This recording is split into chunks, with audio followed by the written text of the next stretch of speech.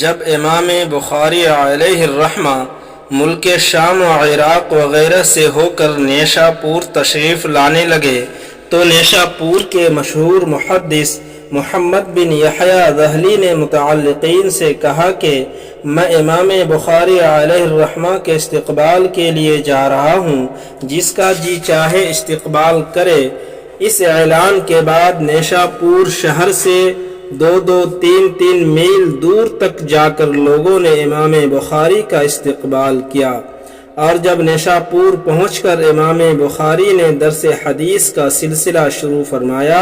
تو کئی ہزار طلباء نے امام بخاری کے درس میں شرکت کی، مگر چند ہی دن کے بعد کسی نے خلق قرآن کا ایک اختلافی مسئلہ اٹھا کر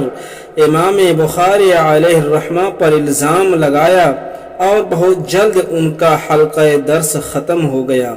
صرف امام مسلم علیہ الرحمہ ان کے ساتھ رہے۔ آخر امام بخاری علیہ الرحمہ مایوس ہو کر اپنے وطن بخارا کے لیے روانہ ہو گئے۔ جب امام بخاری کے نیشا پور سے روانہ ہونے کی اطلاع اہل بخارا کو ملی تو بڑی شان و شوکت کے ساتھ لوگوں نے امام بخاری کا استقبال کیا اور بخارا آ کر درس حدیث کا سلسلہ امام بخاری نے شروع فرمایا۔ ہزاروں طلباء ان کے درس میں شرکت کرنے لگے،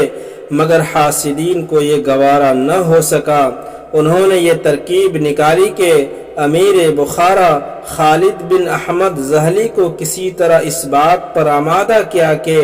امام بخاری کو حکم کریں کہ وہ امیر کے صاحبزادوں کو بخاری اور تاریخ کبیر کا درس دیں۔ تو امیر بخارا کو بات سمجھ میں آئی تو امیر نے کہا کہ آپ دربار شاہی میں تشریف لا کر مجھے اور میرے صاحبزادوں کو بخاری اور تاریخ کبیر کا درس دیں،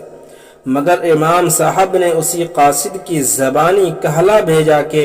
میں علم دین کو سلاطین کے دروازوں پر لے جا کر ذلیل نہیں کروں گا، جسے پڑھنا ہو میرے پاس آ کر پڑھے۔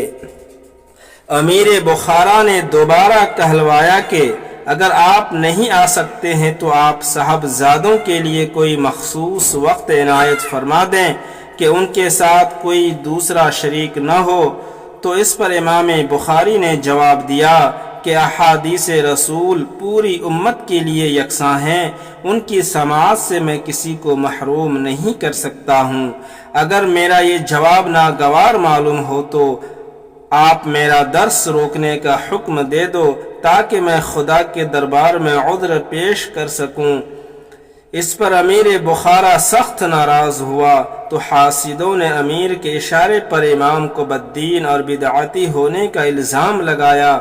پھر حاکم نے بخارا سے نکل جانے کا حکم دے دیا تو امام بخاری نے نہایت کبیدہ خاطر ہو کر ان مخالفین کے لیے بد دعا کی، اے اللہ، جس طرح اس امیر نے مجھے ذلیل کیا ہے اسی طرح اس کو بھی اپنی ذات اور اپنی اولاد اور اپنے اہل و عیال کی بے عزتی و ذلت دکھا دے۔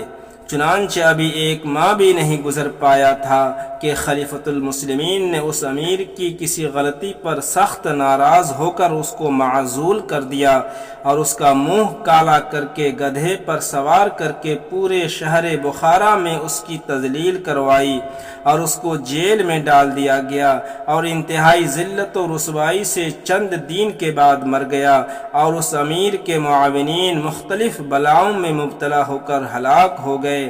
آج